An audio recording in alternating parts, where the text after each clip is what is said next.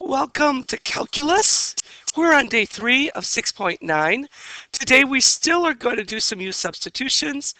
However, we're going to have a little bit different. Not everything's going to substitute away, and it'll require us to do an extra substitution. We're also going to look at definite integrals today. Those are the ones that have bounds, like from 1 to 3. And we're going to look at the difference between an even and an odd function and how it impacts integration. So changing variables, this double sub method is kind of what I like to refer to it as. There's a slightly different type of integration by substitution. We'll still utilize u sub, but then we'll change it up just a little bit. So if I look at example 6, I would say I'm looking for, the more complicated function, and that appears to be right in here. So I'm going to let u equal that inner piece, 2x minus 1. Then du dx is equal to a 2, making du equal to 2 dx. When I come over here, I can update myself. I'd have a u to the 1/2. There's that square root of our u that we chose. X is here, and then dx. Well, the dx, I've got 2 of them. I don't have x dx. So I'm going to divide both sides by 2 and come up with 1/2 du equals a dx. Let's update. We'll have a 1/2 integral u to the 1/2, and then x stays, but dx will change to that 1/2 du. And you can see I've got the 1/2 up front, the du at the back end. This isn't quite right, is it? All our other substitutions, we were able to get rid of all the x's and turn everything to u's. In this case, we've got this extra x, so we have to do an extra substitution.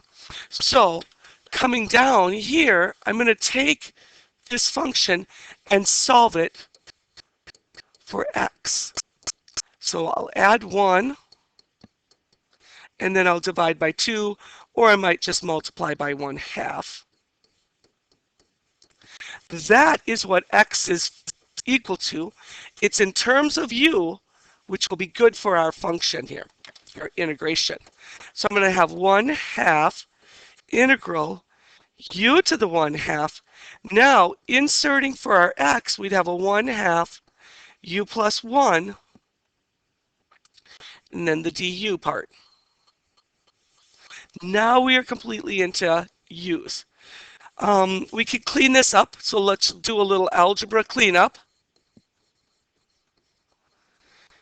Get it nice and neat and tidy. The 1/2 will come out front with that other half, give us 1/4. I'll have a u to the 1/2 times a u plus 1 du. Now remember how I said it's difficult to integrate when there's multiplication, but we can skirt around that issue by sending this through and doing a distributive step. So let's do that distributive step right now. They're going to have 1/2 u to the 1/2 plus 1 gets us 1.5 or 3/2, plus u to the 1/2 times 1 is just simply u to the 1/2 du. And now rock and roll with your integration. Add a power, divide by power. So u to the 5/2, dividing by 5/2 is like multiplying by 2/5. U to the 3/2, multiply by 2/3. We'll still have our plus c. I'm going to put it outside my parenthesis work. And lastly, let's just distribute again. And I would have what? 2 goes into 4. 2 times, so I'd have 1/10. Or it was 2/20, reducing down to 1/10. U to the 5/2, I'm going to sneak in my u value right now. And I believe that u, I'm going to look right here, u is equal to 2x minus 1 plus 1/4 times 2/3, that's 2/12, that is 1/6. Insert our u as x's, and then to the 3/2 plus our constant, and then we've got it solved. A rather complicated integral for what looked like a fairly innocent integral. All right, let's do b. For b, my eyes are drawn again to the more complicated function. And often u is chosen from a denominator. So let's let u equal x plus 4. That means du equals dx. That's a nice substitution. And when I substitute over here, I'm going to have square root u, dx trades for du, but then I'm left with 2x plus 1, correct? So I need to replace that x minimally. That's one thing that has to happen. So let's solve this for x. So we can do that double substitution. I'm going to have a u minus 4 equals x. Okay, replace then 2, u minus 4 is our x. We still have the plus 1. That u square rooted on the bottom, we could call u to the negative 1/2 du. What I'm setting myself up for is to get everything distributed and simplified. So let's just write, we're going to distribute and simplify. Alrighty. My first line of distributing would be 2u minus 8 plus 1. I'm going to call that a minus 7. I'm just going to save myself a line of writing here. U to the negative 1/2 du. Another distributive step, working from the back side there, I would have 2u to the 1 plus a negative 1/2 gives me a positive 1/2 minus 7u to the negative 1/2 du. We are all clear. We just need to find the antiderivative. Derivative. There we go. So 2u to the 1/2 add 1, 3/2. That'll be times the 2/3 because we multiply by reciprocal, minus 7 u to the positive 1/2, adding 1 to that, dividing by 2 over 1, plus our constant. No more integration symbol because we did the work of finding the antiderivative. Insert our u as the x values. Over here, u was equal to x plus 4. So x plus 4 to the 3/2 minus 14, parentheses to the 1/2, replacing u with x plus 4, add c. There we go. These do tend to get kind of long, don't they? But if you follow u substitution, do an extra substitution if necessary, it's not all that bad. All right, now we're steering away from the extra substitution and looking at a definite integral. I can see it's definite here because I do have bounds on my integral. So that says changing or updating the bounds. Well, we're going to work in u's, and then that might trigger us to change our bounds. Okay, there are two ways you can approach the problem. I'm going to show you the change of bounds because I think it is the easiest. All right, where's our more complicated function? Definitely in here, isn't it? So let's let u equal x squared plus 1. Du equals 2x dx. 1/2 du equals x dx. Now, let's switch everything over to u's. So this gets replaced with a u. It becomes u to the 3rd. I have that x dx, right? That's what's left. That gets changed to a 1/2 du. Okay, this is pretty easy so far.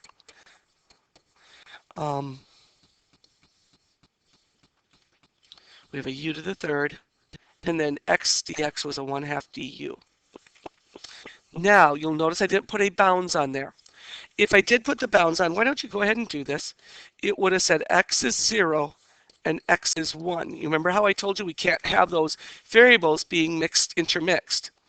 So we need either Once we solve our integral, u to the fourth divided by 4, and swing it back into x's and then use those x bounds, or we don't have to go back to x's. We can play this one out just working through with u's. So I'm going to continue to work through with u's, and I'm going to update my bounds. So update bounds is my work going on here over at the sides. When x is 0, u will be, well, right here's the story about how u and x relate. So I bring this stuff down, throw in 0 for x, and I come out with a 1. So u equals 1 when x was 0. When x was 1, the upper bound, u becomes 1 squared plus 1. Once again, referring back to the relationship, and that comes out with a 2. So now I'm at u equals 2. And those would be correct bounds.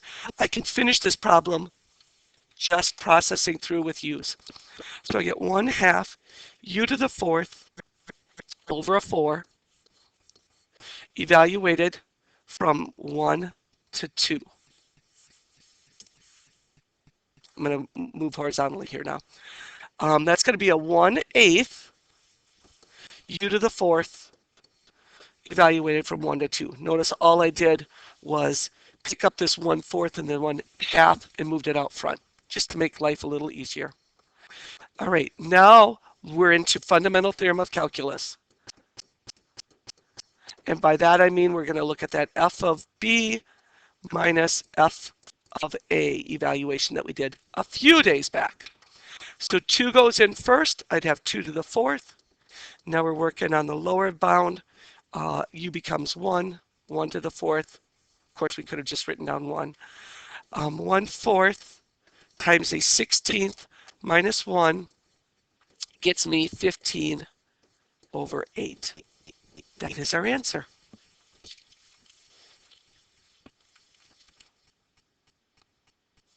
Just looking to see how much we have left to do. All right. Example B. Let's go through it. Where's the more complicated work? Right down the bottom. That informs me, let's let u equal 2x minus 1. du equals 2 dx. I'm going to have an x dx, so that's going to be a problem, isn't it? I'm going to have that extra substitution to do. So I'm getting my dx all set. And then at the same time, I think I'll solve for x. So it'll be a u plus 1 equals 2x. And then I'll divide by 2, so that's a 1/2. U plus 1 equals my x. So the key pieces that I think I'm going to need are probably this, and what dx was equal to, and then our u value, right? So let's start substituting. I'm going to leave the bounds off for the moment, and then I'll update bounds too. All right, underneath, we'll have a square root of u. For x, I'll have a 1/2, which I could have put up front, u plus 1. For dx, separate, dx is a 1/2 du. Okay, I was very, very deliberate about each thing that I substituted. So hopefully that all made sense to you. Let's update our bounds as well. Update bounds, or change bounds, however you want to say it. Updating our bounds. When x is 1, u becomes 2 times 1 minus 1. It looks like it stays 1. This is a u value, so I'm just going to note that to myself. When x is 5, u will be 2 times 5 minus 1. That'll go to a 9. U becomes 9. We have our entire integral all set to use, so it really is just going to be processing next. Let's work on simplifying. Way better to do simplifying before you try to integrate. So algebraic work here. I see a 1/2 times a 1/2. That's going to place a 1/4 out front. My bounds were 1 to 5. I'm sorry, 1 to 9. Next, okay, that took care of the halves. The u to the negative 1/2 can come up to the top. U to our u plus 1 is still there on top, and then du. You've got to be able to sort out numerators, denominators, and make adjustments accordingly. Next step, I'm going to distribute, still in that simplifying phase, aren't I? 1 to 9. Distributing through, I get a u to the positive half and minus a plus u to the negative 1/2 du. Next, 1/4. Now we are actually finding the antiderivative. I will no longer write down an integral sign. Power, divide by power. U to the 3/2, 2/3. U to the 1/2, dividing by 1/2 is a 2/1, or just a 2, 1 to 9. All right. I'm going to leave my 4th outside, but because these are different, I can't bring them outside because they only apply to one term, not to both terms. So I'm going to be stuck with going 2/3. U is 9. 9 to the 3/2 because we're on the f of b minus f of a. This is f of b minus f of a, if that helps. Plus 2, 9 to the 1/2. Now I'm on the f of a portion. I got a 2 out front, and then 1 passing through. So I'm going to get a 2/3 times 1 plus a 2. Wow. Somewhat complicated, right? This was our f of b stuff. This is our f of a stuff.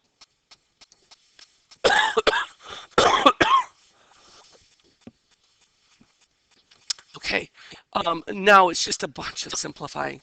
I'm going to leave my 1/4 out front. The 2/3 I really can't do much with until I figure out what 9 to the 3/2 is. 9 to the 3/2 means square root 9 cubed, which also means square root of 9 cubed. But I'm going to prefer this way because I can make things smaller. Square root of 9 is 3, raised to the 3rd is 27. Plus, I think this was a 2 times. It was, wasn't it? 2 times square root of 9, that's a 3. Minus, I need an extra bracket, don't I? 4/3 plus 4. Don't you love it that the calculator could do this for us? And here we are doing it by hand. 2/3 of 27 sounds like an 18. 18 plus 6, that's 24. Minus 4/3 minus 4. So 24 minus 4 is 20. Minus 4/3. We're almost done. Kick this into 60ths, or 60 over 3. And we will be getting 56/3 times a quarter. And I do believe 4 might go, yeah, 4 does go in there, doesn't it? 4 goes into 15 one time, and with the remainder of 1, 14 times. So we get 14 over 3 as our final answer. Check it out in your calculator if you want to make sure that we are tracking perfectly on that.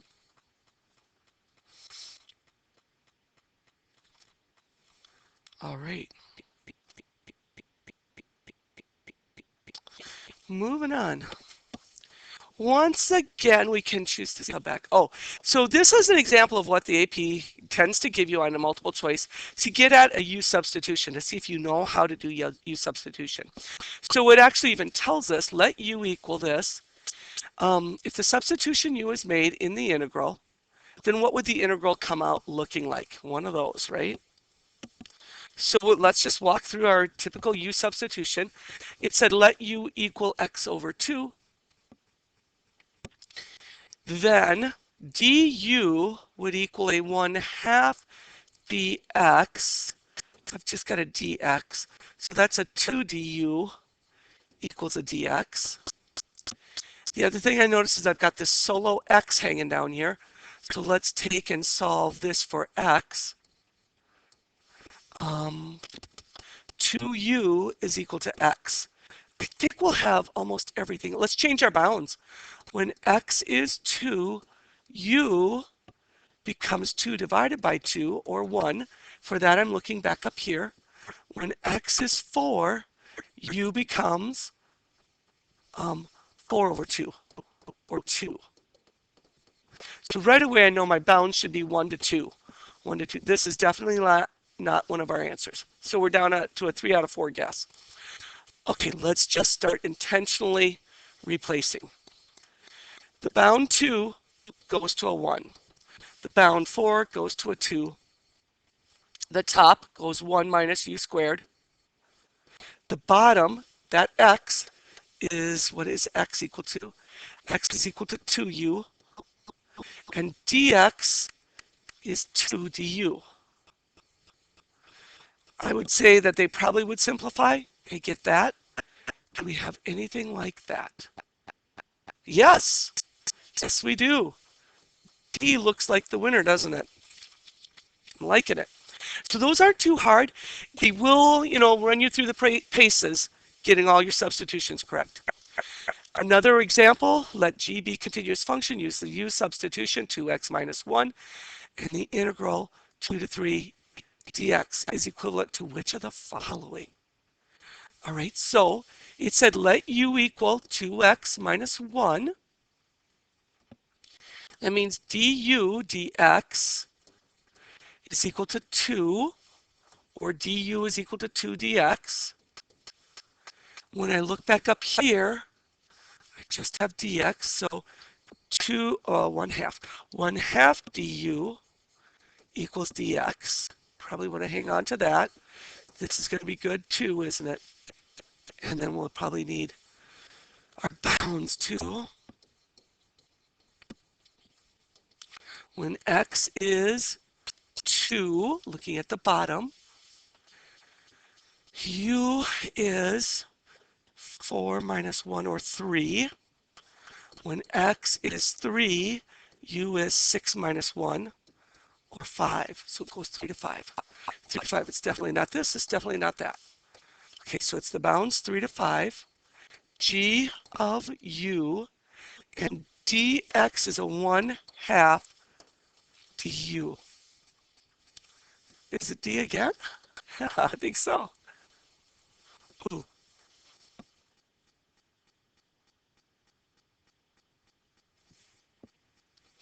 Yeah, I think it is. Very good. All right, the last stuff we have is actually pretty fast here. So integration of odd and even functions, just so you have it in your mind, we've worked with this maybe just a bit in an earlier section. If a function is even, then it has y-axis symmetry. Let's just do our typical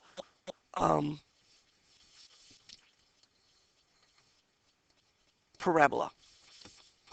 And it's saying it goes from negative a, I'm just going to spot some negative a, to positive a. And I probably should move those in just a bit because I want to be able to touch my curve. So this would represent the area from negative a in to positive a on the right side. Those areas are symmetrical. Symmetrical areas. Allowing me to say that I've got an integral from 0 to a of f of x dx that is equal to 2.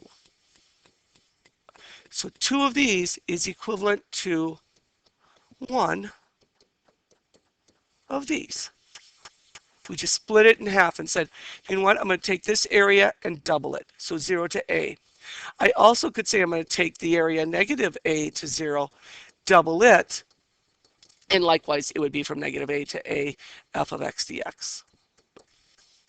Okay, so in the problem A, whoops, that didn't do very well. In problem A, it tells us we have an even function, 0 to 5, and that area equals 3. So if you even just think of our parabola, 0 to 5 has area 3. Now they're asking us from negative 5 to 5. Well, that has to be 2 times 3 then, doesn't it? Or negative 5 to 0, that's just one of these spaces, which we know to be 3. Things you can pick up just by doing even and odd. The next one is an odd function. I'm going to go with our standard cubic. And let's spot negative a, and let's spot a, equal distance from the origin. Here's our region under the curve, between the curve and the x-axis. Negative area on the left, positive area on the right. We know that this is going to zero out, right? We got negative area offset by positive area, and they're equal. So from negative 5 to 5, that's going to turn out to be 0. 0 to negative 5, that's going to be negative area. I'm going to say that's negative 1/2. Oh, they told us what it was. This was 3. From 0 to 5, this was 3 area. I don't have to be abstract. Then this is going to be negative 3, isn't it? And negative 5 to 5, 4 of them. Well, by properties of integrals, we could pull that 4 out front. And we know that this integral was equal to, oh, it was equal to 0, wasn't it? Darn it. Guess it's going to zero out on us, isn't it? All right, that's all for today. Long enough video. Your homework is the worksheet 1 through 11.